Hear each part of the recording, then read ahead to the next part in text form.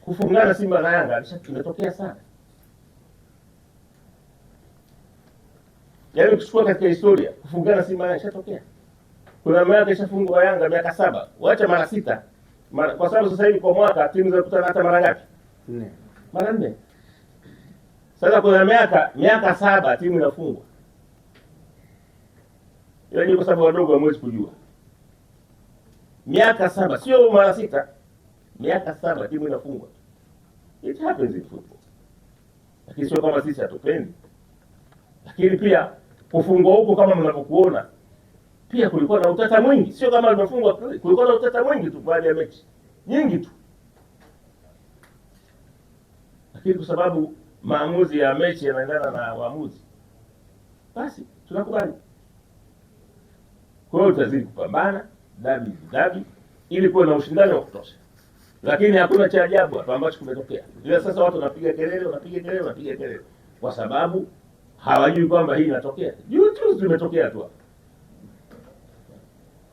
Kuna swali lingine mlete?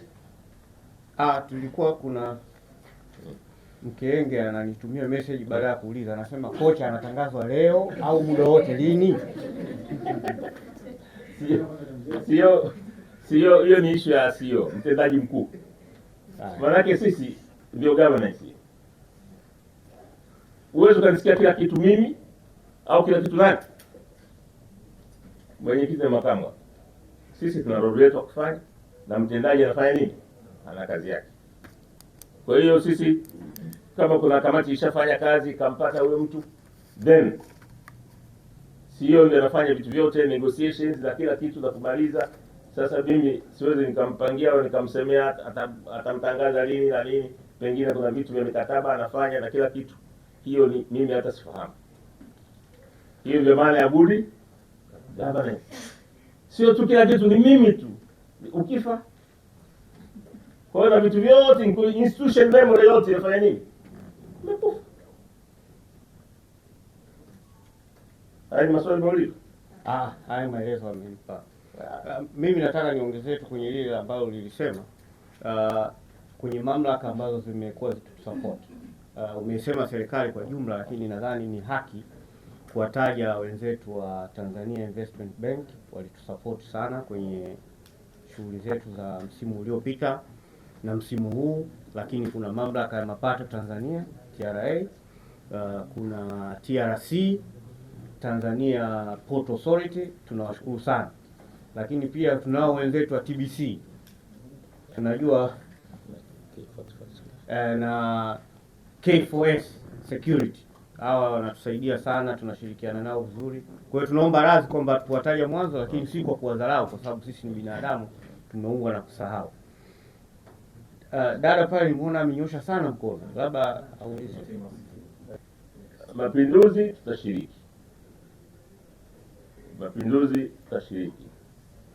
Lazima tushiriki mapinduzi. Hayo mambo ya kinchi. Mambo ya serikali. Na tuko vizuri na serikali ya mapinduzi ya Zanzibar na serikali ya Jamhuri ya Muungano wa Tanzania. Tutashiriki. Lakini pia ni nafasi pia hata kwa wachezaji wale ambao wapate playing time kufanya nini? Kucheza. Kwa sababu si unajua hata Uingereza kuna inaitwa nini? Kombe gani inaitwa gani? Carabao. Kwa hiyo mapinduzi pia inajenga pia watu hawajamuona Semfuko siku nyingi sana, na Semfuko acheze. Kwa hiyo tutashiriki mapinduzi. Wala no doubt about it. Kwa hiyo kama buku kabisa hoteli Zanzibar tutashiriki. Umoja wa vilabu no comment. No comment. Kuna vitu tunavifanya lakini no comment. Kwa sababu tunataka kujua huyu umoja wa vilabu jinsi ulivyoundwa, constitution yake, na unafanyaje kazi, na kama ndio viongozi wenyewe wanabagaza vilabu. Tunataka kujua. This is serious.